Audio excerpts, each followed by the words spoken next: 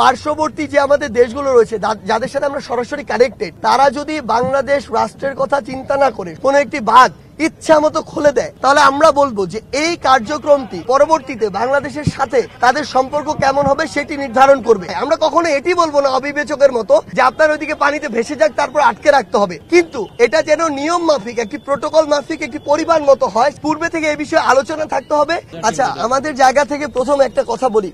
কথাটা হচ্ছে এই যে ফারাক্কাবাদ শহর শুরু করে বাংলাদেশের যে প্রধানত তিনটা দিক থেকে ভারত বা তৎসংলগ্ন যে রাষ্ট্রগুলো রয়েছে সেগুলো থেকে নদীপথের মাধ্যমে যে পানিগুলো আসে, আমাদের প্রথম কথা হচ্ছে যে এই যে কাজগুলো এগুলো অবভিয়াসলি একটি পলিসির মাধ্যমে, একটি প্রোটোকলের মাধ্যমে হওয়া উচিত, একটি নিয়ম নীতির মাধ্যমে হওয়া।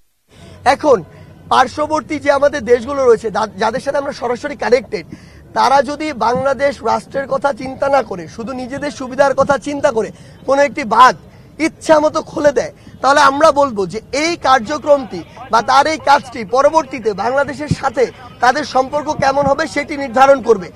আমাদের জায়গা থেকে স্পষ্ট বার্তা, এরকম কোনো কিছু হওয়ার পূর্ব থেকেই যেন বাংলাদেশের অন্তর্বর্তীকালীন সরকারের সাথে কথা হয়, সেটির একটি লিমিট নির্ধারণ হয় এবং আমরা যেন সেটির পূর্ব প্রস্তুতি নেওয়ার উপযুক্ত সময় পাই। আমরা কখনো এটি বলবো না অবিবেচকের মতো যে আপনার ওইদিকে পানিতে ভেসে যাক তারপর আটকে রাখতে হবে, কিন্তু এটা যেন নিয়ম মাফিক, একটি প্রোটোকল মাফিক, একটি পরিবার মতো হয়, সেটি আমাদের জায়গা থেকে স্পষ্ট চাওয়া।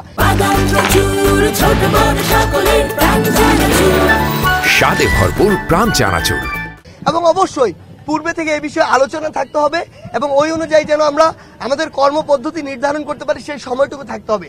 তা না করে কেউ যদি এরকম কিছু করে, স্পষ্ট আমাদের কথা, এটি আমাদের আন্তঃরাষ্ট্রের যে সম্পর্ক সেটি নির্ধারণ করবে। আর আমাদের জায়গা থেকে যদি বলি, আমরা অলরেডি একটি টিম ফর্ম করছি, যেই টিমটি অন্যান্য যদি কোনো এরিয়া এফেক্টেড হয় ওই এরিয়া যেন এখনকার অভিজ্ঞতা থেকে কাজে লাগিয়ে সামনে এর চেয়ে ভালোভাবে শৃঙ্খলভাবে যেন আমরা পরে কাজগুলো করতে পারি।